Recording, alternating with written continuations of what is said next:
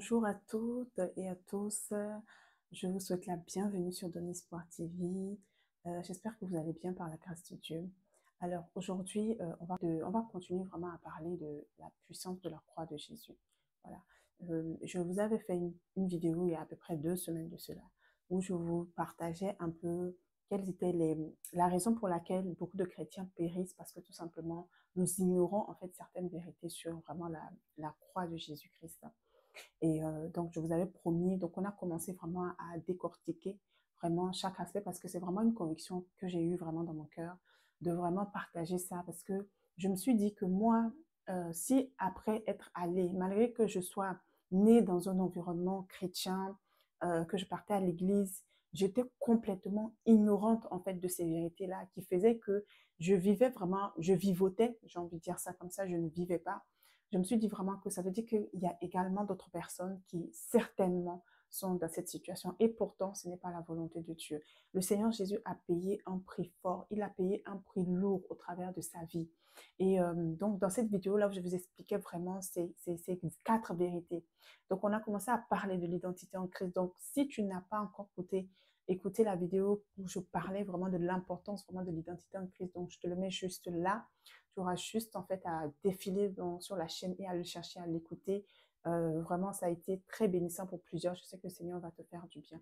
Donc aujourd'hui, on va continuer tout simplement sur cette thématique-là. Et là, on va rentrer vraiment dans le vif du sujet parce que je vous partageais tout simplement que à la croix de Jésus, il y a quelque chose de symbolique, il y a quelque chose d'extraordinaire, il y a quelque chose vraiment d'incroyable en fait qui se passe. Et ce n'était pas juste Jésus qu'on clouait tout simplement sur une croix. Non, Jésus était en train de racheter chaque domaine en fait de ta vie. Et moi, j'étais complètement ignorant de ça. C'est-à-dire que là où le sang de Jésus-Christ a coulé, la Bible dit que son sang a coulé 7 fois. Et ces 7 fois-là représentent quelque chose d'important. Donc aujourd'hui, j'ai eu à cœur vraiment de te partager des extraits d'un enseignement d'un serviteur de Dieu, l'apôtre Yves, que je vais vraiment t'inviter vraiment à écouter tout simplement à la suite de cette vidéo-là. Et je te prie, mon frère, ma soeur, cher ami, toi qui écouteras tout simplement cette vidéo-là, d'ouvrir ton esprit, vraiment d'ouvrir ton esprit, de ne pas regarder l'apparence de l'homme de Dieu, mais véritablement de saisir les paroles qui sont proclamées, les paroles qui vont sortir, non seulement d'écouter attentivement, mais de saisir chaque parole que le serviteur de Dieu en fait va en train de donner. Ce n'est pas une question de catholique, ce n'est pas une question de protestant, ce n'est pas une question d'évangélique, ce n'est pas une question d'orthodoxe ou de je ne sais quoi. Non, Jésus n'est pas un religieux. Jésus est venu, il est mort pour tous les hommes et il veut avoir une relation personnelle. Et ce que le Seigneur Jésus a fait, il veut que chaque chrétien se rende compte en fait de ça et la connaissance de cette vérité-là. Parce que c'est la volonté de Dieu, parce que ça va te libérer et c'est ma prière tout simplement. Donc dans cette première vidéo, nous allons voir d'abord dans cette vidéo-là, c'est qui va suivre la vidéo qui va suivre, pourquoi est-ce qu'il fallait que Jésus meure à la croix?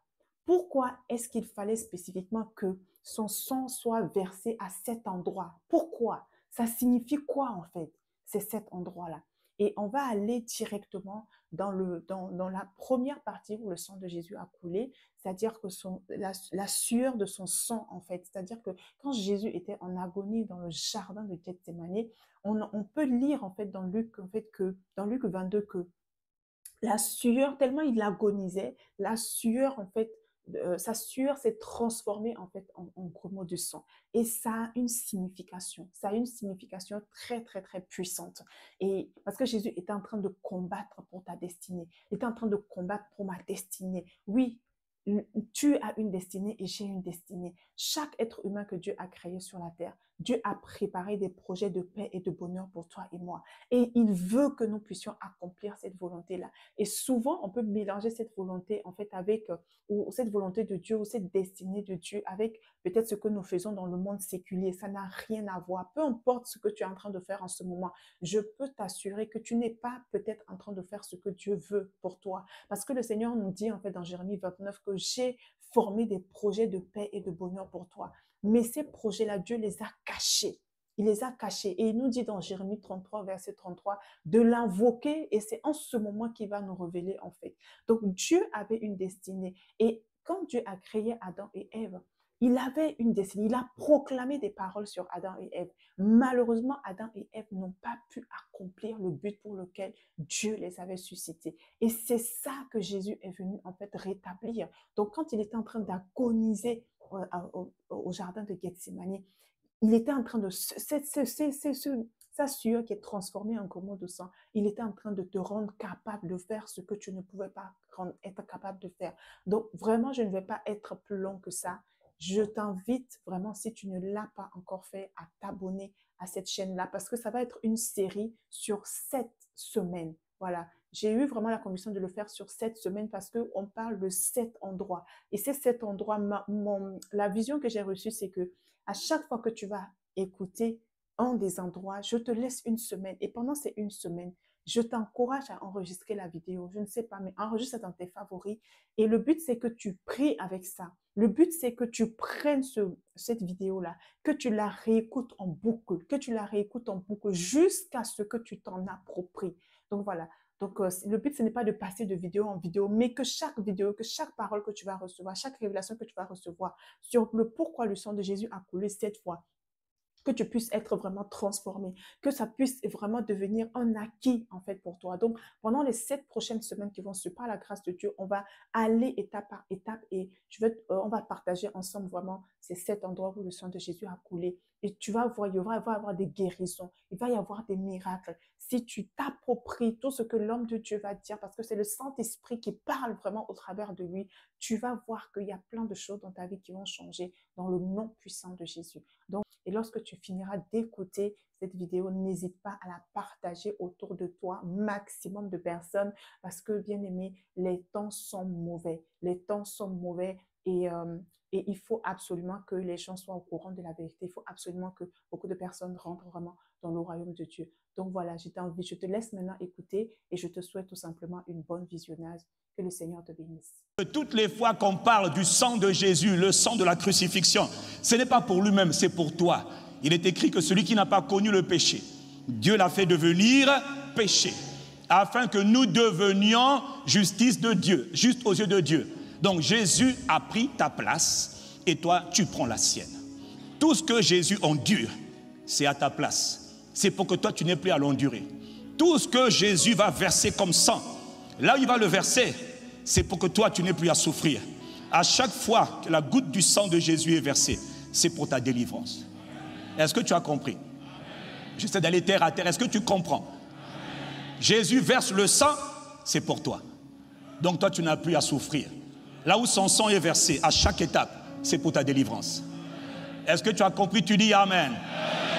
Il est écrit dans les Bibles. Et Jésus, quand il vient, il ne fait qu'accomplir les prophéties. Il dit, je suis venu pour accomplir la loi. Dans Lévitique 16, 19, il était écrit. C'était prévu depuis longtemps. Il fera, le sacrificateur, avec son doigt, 7 fois l'aspersion du sang sur l'autel. Il le purifiera et le sanctifiera à cause des impuretés des enfants d'Israël. Le sacrificateur devait faire l'aspersion, pas une fois, 7 fois. 7, c'est le chiffre de la perfection. Il n'y a pas de 8, 7 c'est fini. Voilà pourquoi il a dit Tétélestai. Quand il a versé son sang à 7 reprises, il a dit tout est fini. Je peux m'en aller maintenant. Le travail est accompli. Maintenant, si je ressuscite, tu pourras maintenant en jouir. S'il ne ressuscite pas, ce qu'il a fait ne te servira à rien. Mais s'il ressuscite, et comme il est ressuscité, donc tout ce qu'il a fait, les 7 fois où le sang de Jésus est versé, c'est pour ton avantage. C'est pour que tu en jouisses. Quelle que soit ta famille, quelle que soit ton origine, quelle que soit ton ethnie, ce que Jésus a fait est plus puissant que tout ce que les ancêtres, les diables, les démons, tout ce qui a été fait peut être cassé aujourd'hui. Parce que le sang de Jésus parle plus fort que tout autre sang. Pourquoi le sang de Jésus est plus puissant? C'est le sang qui vient du ciel. C'est le sang de Dieu. La voix de Dieu est comme un tonnerre. La voix de Dieu avale toutes les autres voix. Donc, quels que soient les autels, les mystiques qui parlaient contre toi, qui te maudissaient, quand la voix de Dieu sort en ta faveur, c'est fini. De la même manière que le serpent de Moïse a englouti tous les serpents de Pharaon, les serpents occultes, mystiques, diaboliques. De la même manière que le serpent de Moïse a englouti tous les serpents, la voix de Dieu fait taire toutes les voix qui parlaient contre toi. La voix du sang précieux de Dieu, le Fils de Dieu, parle en ta faveur. Et toi, tu n'attendras pas demain. Ça va commencer aujourd'hui. Beaucoup, ça a déjà commencé depuis vendredi. Toi, ça commence encore et ça s'intensifie aujourd'hui. Si je parle à toi, mon frère, c'est bien à toi que je parle. Dis-moi Amen. Donc il faut que le sang soit versé 7 fois. C'est par le sang qu'il y a la délivrance. Le sang, Jésus s'offre en sacrifice. Il doit verser le sang pour délivrer la race humaine. Les Juifs n'ont pas compris, les païens n'ont pas compris, même les propres disciples n'ont pas compris. Mais pourquoi il doit verser son sang? C'est plus tard qu'ils ont compris, oh, mais c'était pour nous le sang de notre délivrance, le sang de notre libération. Il est écrit dans Éphésiens 1, verset 7, en Christ, en Jésus-Christ, en lui, en Christ, par son sang. Par son sang, par son sang, pas par la prière, pas par le jeûne. La prière et le jeûne sont utiles, mais ça doit venir en s'appuyant sur son sang. Par son sang, en lui, par son sang, nous avons la délivrance, ou encore nous sommes délivrés, c'est-à-dire libérés de l'esclavage. Quel esclavage? L'esclavage des ténèbres, l'esclavage démoniaque dans lequel nous étions tous retenus captifs. C'est lui, en lui, par son sang, nous sommes délivrés. Par son sang, nous sommes pardonnés de nos fautes, de nos péchés, conformément à la richesse de sa grâce. C'est-à-dire que tu n'as rien mérité, tu n'as pas eu à payer, mais il t'a fait grâce. Il t'a pardonné de tes péchés, et quand il a pardonné des péchés, il t'a en même temps libéré des conséquences du péché. Oh, si tu comprends, dis Amen. Tu n'as plus à souffrir des conséquences du péché, dis-moi Amen. Nous avons vu hier donc la première fois que le sang de Jésus a été versé, c'était où? Que la première fois que le sang de Jésus a été versé, c'était où? Dans le jardin de Gethsémani. Pourquoi? Parce que la chute de l'humanité a eu lieu dans un jardin. La première fois que Adam a désobéi à Dieu, s'est détaché de la volonté de Dieu, a été disqualifié devant Dieu. Adam a désobéi à Dieu. Adam n'était plus capable d'accomplir la volonté de Dieu. La première fois que Adam a chuté, c'est dans le jardin d'Éden. Le premier homme a emmené le péché. Le dernier Adam va venir maintenant. Mais lui, il ne vient pas dans le jardin d'Éden, mais il va venir dans un autre jardin. Là où dans un jardin, l'humanité est tombée, déviée de la volonté de Dieu, dans un autre jardin. Le jardin de Gethsémani, l'humanité va être restaurée dans sa capacité à accomplir la volonté de Dieu. Nous avons vu hier que la volonté de Dieu, c'est la chose la plus importante dans le royaume de Dieu. Tu as compris, tu dis Amen. Donc depuis hier, mon frère, ma soeur, Dieu t'a rendu capable d'accomplir sa volonté pour ta vie. Toi, tu ne vivras pas comme tout le monde. Tu vas vivre comme quelqu'un qui est conscient que je suis un homme, une femme en mission, en train d'accomplir le but pour lequel j'ai été envoyé sur la terre. Je te dis que par le sang de Jésus versé pour toi, non, ta vie ne sera pas comme les autres. Toi, tu vas devenir comme un David, comme un Jésus. Un homme, un jeune homme, une jeune femme, un vieil homme, une vieille femme, très conscient. Je ne suis pas n'importe qui, je ne marche pas comme n'importe qui, je marche pour un but, je vis pour un but, pour accomplir la volonté de mon Père qui est dans le ciel. Ce n'est pas une question d'âge, pas une question de mariage, pas une question de voiture. Non, qu'importe ce que j'ai, je vis pour un but. Je suis focalisé sur l'accomplissement des projets, des plans de Dieu pour ma vie. Et par le sang de Jésus, je sais déjà qu'il n'y a pas un seul diable sur la terre qui va m'en empêcher. Quand il va vouloir se lever contre moi, je plaiderai le sang de l'aspersion. Oh Dieu, souviens-toi que le sang du Christ, là le Père dit laissez-le aller, laissez-le aller. Le sang de Jésus dit tu accompliras. Est-ce que c'est à toi que je vais parler dans le Amen? J'ai dit que tu accompliras les desseins de Dieu. Il n'y a rien de plus merveilleux que de vivre pour l'accomplissement de la volonté de Dieu. Dieu peut te guérir, mais la guérison ne veut pas dire que tu accompliras la volonté de Dieu. Or, la volonté de Dieu, c'est ce pourquoi tu as été créé. Quelqu'un me dit Amen. Donc, il y a quelqu'un ici, tu m'entends, tu es en ligne, tu accompliras les desseins de Dieu. Quand tu vas mourir, la terre va dire waouh, elle a vraiment travaillé pour le but pour lequel elle avait été envoyée. Le ciel te dira monte, monte dans la joie de ton maître, monte, le Père t'attendait. Tu as vidé, tu as accompli, tu t'es vidé sur la terre, tu as fait tout ce que papa attendait pour toi. Bravo, bravo. Reçois la couronne de gloire, la couronne de justice. Est-ce que c'est à toi qu'on parlera comme ça depuis le ciel? Ah, mais je n'ai pas entendu ton Amen.